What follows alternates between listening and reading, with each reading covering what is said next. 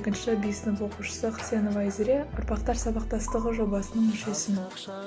Многоуважаемые представители старшего поколения, от всей души хотелось бы поздравить вас с Международным днем пожилого человека. Сегодня мы отмечаем день тех людей, которые многое знают о жизни, которым есть чем поделиться и которые могут многому нас научить. Мы бесконечно благодарны вам за вашу стойкость, за ваше терпение и за ваш самоотверженный труд. Хочется пожелать вам крепкого здоровья, моря улыбок и добра. Пусть ваша мудрость и бесценный опыт будут путеводителем для молодого поколения. Продолжайте дарить свою любовь всему миру и своим близким.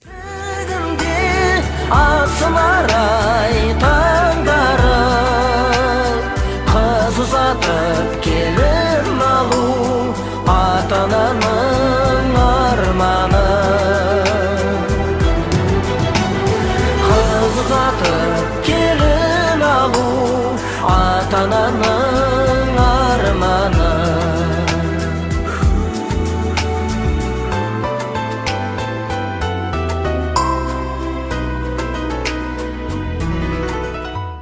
Құрметті ардагерлер, ата-әжелер, сіздердің бойларыңыздағы өмірге деген шексіз белсенділік, ерік-жігер бүгінгі жастарға үлгі өнеге болып табылады.